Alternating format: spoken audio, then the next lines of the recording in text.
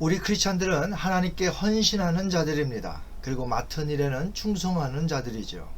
예수를 믿는 자들의 모습이라 말할 수 있겠습니다. 오늘도 말씀을 배우기 전에 우리 각 자신이 주님께 충성하며 헌신하는 자로 살게 해달라고 기도하시고요.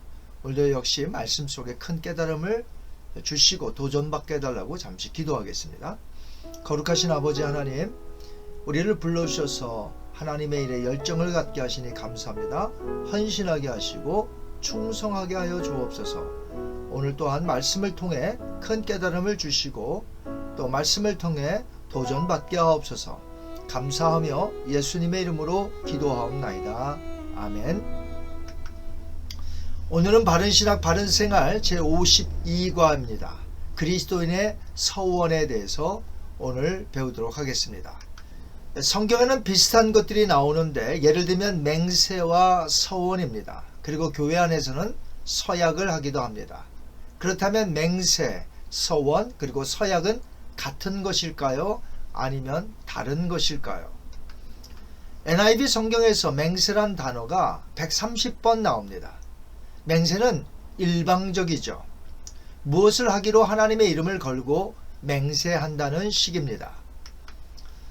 열왕기상 22장 14절 볼까요? 미가야가 이르되 여호와께서 살아계심을 두고 맹세하노니 여호와께서 내게 말씀하시는 것 곧 그것을 내가 말하리라. 그러나 신약에 와서 예수님은 맹세하지 말라고 하셨습니다.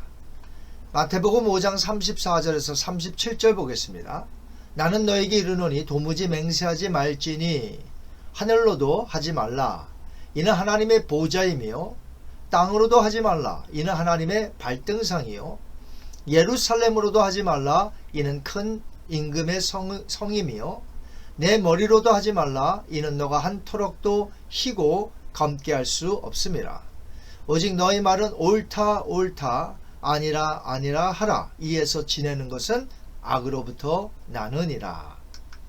분명한 것은 맹세를 선호하고 남발하는 것은 옳지 않으며 맹세 없이도 상대방에게 신뢰받을 수 있는 성실한 삶을 살아가는 것이 바람직할 것입니다. 그렇다면 서약은 어떤 의미가 있는 것일까요? 서약은 무엇을 반드시 하겠다고 다짐하는 것입니다. 서약은 그리스도인들만 하는 것은 아니고 세상에서도 서약을 시킵니다.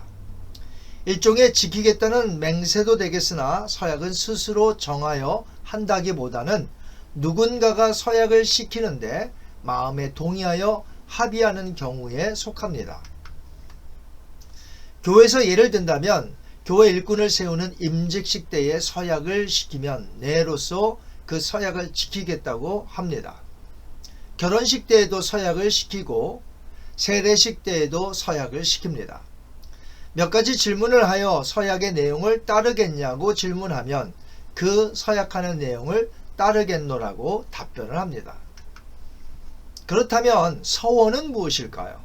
서원의 대상은 하나님이십니다. NIV 성경의 서원이란 단어는 77번 사용하고 있습니다. 서원은 두 가지 의미가 있습니다. 첫 번째는 하나님이 먼저 A를 주신다면 제가 B를 하겠습니다 라는 전제가 있는 서원을 가리킵니다. 예를 들면 야곱과 한나의 경우가 그렇습니다. 창세기 28장 20절에서 22절 야곱이 서원하여 이르되 하나님이 나와 함께 계셔서 내가 가는 이 길에서 나를 지키시고 먹을 떡과 입을 옷을 주시어 내가 평안히 아버지 집으로 돌아오게 하시오면 여호와께서 나의 하나님이 되실 것이요 내가 기둥으로 세운 이 돌이 하나님의 집이 될 것이요 하나님께서 내게 주신 모든 것에서 10분의 1을 내가 반드시 하나님께 드리겠나이다. 야곱은 서원을 할 때에 하나님이 먼저 A를 해주신다면 제가 B를 하겠습니다 라고 했던 것이죠. 한나의 경우도 한번 보시겠습니다. 사무엘상 1장 10절과 11절 말씀입니다. 한나가 마음이 괴로워서 여호와께 기도하고 통곡하며 서원하여 이르되 만군의 여호와여 만일 주의 여종의 고통을 돌보시고 나를 기억하사 주의 여종을 잊지 아니하시고 주의 여종에게 아들을 주시면 내가 평생에 그를 여호와께 드리고 삭도를 그의 머리에 대지 아니하겠나이다. 한나 역시 서원을 할 때에 하나님이 먼저 A를 해주신다면 제가 B를 하겠습니다. 즉 하나님이 먼저 아들을 주신다면 제가 그 아들을 바치겠습니다 라고 했던 것이죠. 성경에는 이런 경우의 서원이 많이 나옵니다. 그런데 서원에는 그런 소원만 있는 것이 아닙니다. 사도 바울의 소원이 있는데 그의 소원은 의미가 다릅니다. 즉 무엇을 해주시면 내가 이렇게 하겠습니다 한 소원의 의미가 아니었던 것이죠. 사도행전 18장 18절 보겠습니다. 바울은 더 여러 날 머물다가 형제들과 작별하고 배 타고 수리아로 떠나갈새 브루스길라와 아굴라도 함께하더라. 바울이 일찍이 서원이 있었으므로 갱그리아에서 머리를 깎았더라. 바울에게 무슨 일로 인해서 서원을 했습니다. 그러나 무슨 이유로 서원이 있었고 머리카락을 왜 잘랐는지 설명은 없습니다. 그러나 성경학자들은 말하길 이는 나시린의 서원으로서 그가 고린도에서 장기간 체류하면서 하나님이 자신을 특별히 지켜주심을 알았고 이에 대한 감사의 표시로 일정 기간 동안만 자신을 하나님께 구별하는 서원을 했던 것입니다. 즉 바울의 서원은 A를 해주시면 B를 하겠습니다 라는 서원의 성격이 아니었다는 것이죠. 서원이란 하나님을 그 약속의 대상으로 삼고 하나님의 영광을 위해 헌신하겠다고 하는 인간의 자발적인 약속으로 자신의 신앙과 신실성을 표현하는 하나님께 대한 약속입니다. 저도 서원을 했었는데요. 일종의 바울과 같은 서원이었습니다. 예수님을 제가 믿지 않다가 친구의 권유로 여름 수양에 올라가서 첫날에 큰 은혜를 받고 예수님을 믿게 되었습니다.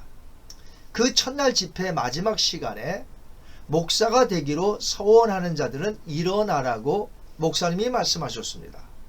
그래서 저는 그 자리에서 벌떡 일어나 목사가 되겠노라고 하나님 앞에 서원했습니다. 그때 저는 서원하면서 만약 저에게 이렇게 해주시면 제가 목사가 되겠습니다 라는 마음으로 서원했던 것이 전혀 아니었습니다. 받은 은혜가 너무나 크고 성령의 충만한 가운데 목사로 평생 헌신하겠노라고 서원했던 것이죠. 바울과 제가 다른 점은 바울은 어느 기간 동안만 서원을 했었고 저는 평생에 목사로 서원했던 그것만 다를 뿐입니다.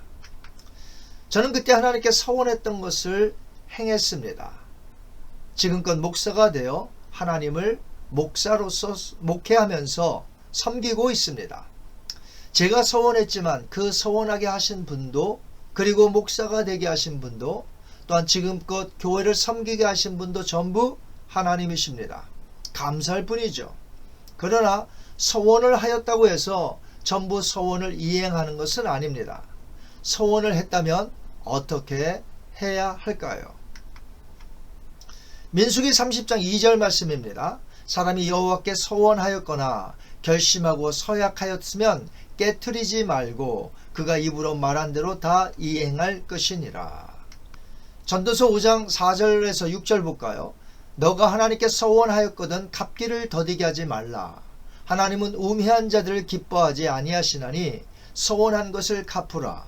서원하고 갚지 아니하는 것보다 서원하지 아니하는 것이 더 나으니 너의 입으로 너의 육체가 범죄하게 하지 말라. 사자 앞에서 내가 서원한 것이 실수라고 말하지 말라. 어찌 하나님께서 너의 목소리로 말미암아 진노하사 너의 손으로 한 것을 멸하시게 하랴. 하나님께 서원을 했다면 그 서원을 이행해야 할 것입니다. 물론 서원을 갚지 못할 것이면 서원하지 않는 것이 더 낫다고 말하고 있습니다. 성경에 보면 서원은 인간의 의무로 규정하거나 강요하지 않습니다. 그렇기 때문에 모세의 율법은 서원하기 전에 신중할 것을 당부하고 있습니다. 성급하게 어떤 감정에 의해서 서원하는 것을 금하는 말씀이죠. 그렇다면 서원을 했더라도 지키지 않아도 되는 경우는 성경에 없을까요? 찾아보니까 있더라는 것이죠. 민수기 30장에 보면 여자의 서원에 대한 규례가 나옵니다. 이 네 가지 측면인데요. 시집 가기 전에 어린 딸이 아버지의 집에서 서원했을 경우, 두 번째는 결혼 전에 서원한 사실이 있는 여자가 결혼할 경우, 세 번째는 과부나 이혼녀가 서원했을 경우, 마지막 네 번째는 결혼 생활을 하고 있는 여자가 서원할 경우입니다. 여기서 과부나 이혼녀를 제외하고 미성년인 딸이나 결혼한 아내의 서원의 경우에 공통적인 것은 모두 아비나 남편에 의해 그 서원이 무효화될 수 있다는 것입니다.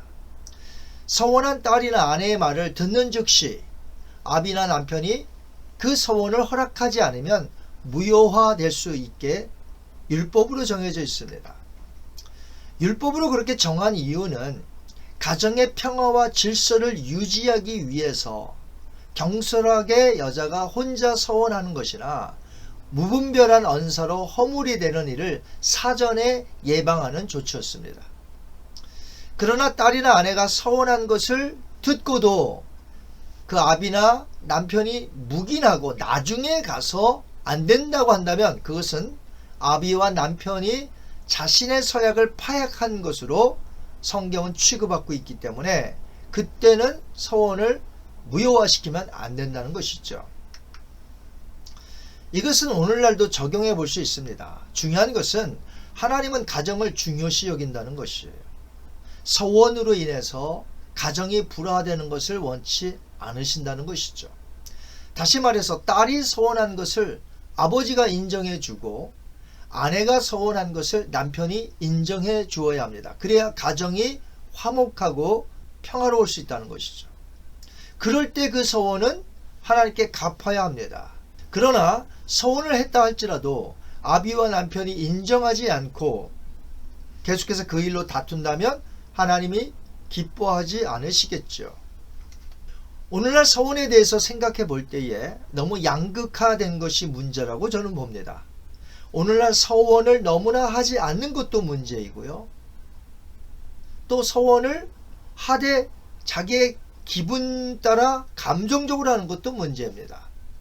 성경은 하나님은 서원을 우리에게 강요하신 적도 없고 요구하신 적도 없으십니다. 강요하지 않으신다는 거죠.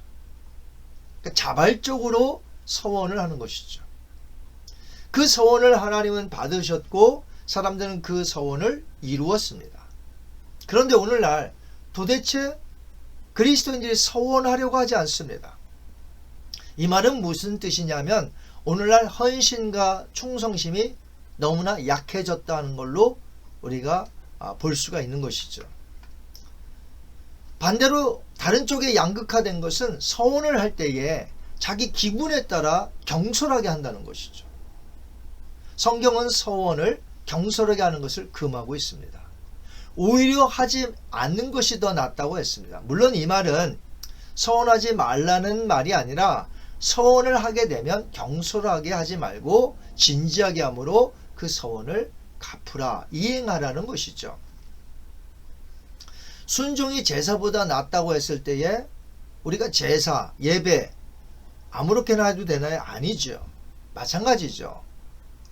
서원을 경솔하게 하지 말라, 안 하는 편이 더 낫다라는 말은 하지 말거라는 뜻보다는 서원은 자유롭게 헌신하며 충성심에서 하되 만약에 안 지킬 것이면 기분 따라 할 것이면 안 하는 게 낫다는 것이죠.